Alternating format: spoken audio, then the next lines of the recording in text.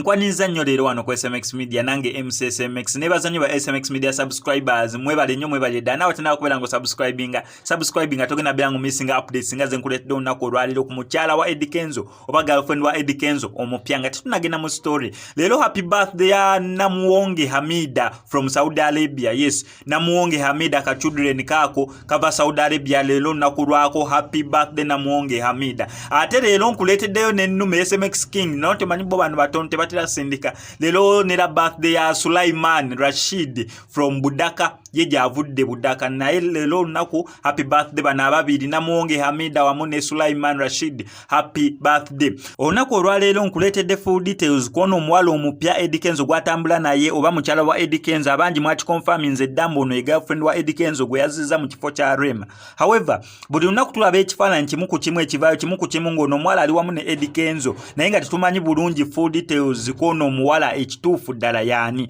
Ono omuwala bamuyita Bera Maira Bakarisa. Bera Maira Bakarisa bamuzaala wali mu kibuga ekya Zanzibar mu Tanzania baneba baffe wano. Ono omuwala alina emyaka 26.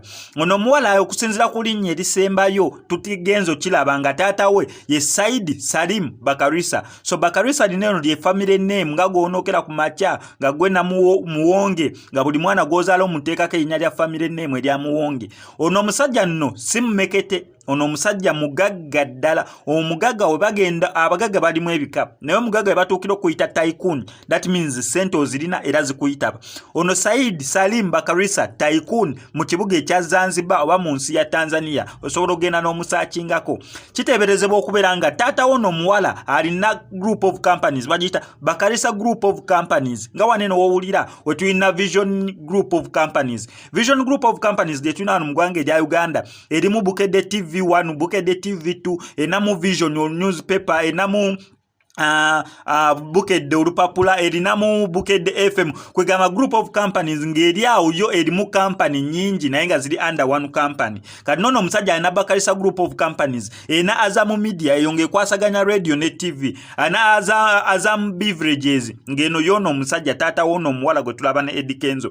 Azam Beverages banene babeera bali mostly bottling oba kutunda bintu bya kunywa ebya beverages. Ana Azam Grains banene bali bintu bya kugira kasoli, buuji, bintu bya nsigo. Azam Grains n'ebintu ebirala bingi ebigwamu eno Bakarisa group of companies.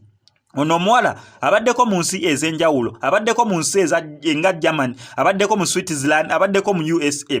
Nera ng'ono omuwala gwe mulaba Sisileya just Busileya nga we mumulaba mbu lwakunyirira. However omwana ono mulungi physically nga osobola okubeera ng'omulaba. However ne mu bwongo ngamba mbu yasomako mu bwongo wagula upstairs ono omuwala ate mulungi nnyo. Kiteeberezebwa okubeera nti ne okusinzira ku byenfunye nze si bye byenkomeredde ono omuwala Sajjon mulamba naye nga yakamala okubeera nga graduatinga emyaka 2 emabega.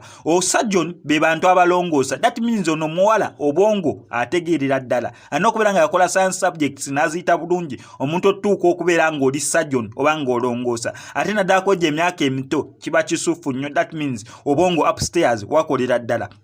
Ono mwana okusinzira ku degree eyo gye mbagambye alina okubeera nga yagifuna okusinzira ku research gwenkoze mu Johns Hopkins University gye yasomera eno degree mu USA mu kibuga Maryland. Nsuubira nkulese research omulungi gwenkoze kansuubire buli kimu kyenjogedde kigwa in line of Bakarisa ono omuwala omupya Bera Maira gwe maleetedde okubeera nga mutegeera olunaku olwaleero. Neera nga ebintu binene bibeera bigenze bulungi tetusuubira mbu Eddie Kenzo agenda beera nga spendinga sente nyingi okusinzira mbu Eddie Kenzo alinawo sente ezize ate n'omuwala okusinzira ku family gyavaamu yes balaga nga balinawo. However omukisa guba gugenze bannayuganda muba temufunyeewo omukisa bulijjo mugwira Eddie Kenzo muwe Eddie Kenzo obufumito Eddie Kenzo mugamba alisinga muwe muli Eddie Kenzo yasaze ennyanja paka mu ggwanga lya Tanzania gye yafunye omwana omuwala ono. Nerezo bulani nga muziraba kale ezo nga muziraba zitera kuvaawo Tanzania zitera kuva Tanzania. So bye bitono twemesobodde okubeera nga nkuleeta kono omuwala Bera Maira gwayagala ebisinga oba updates ku bine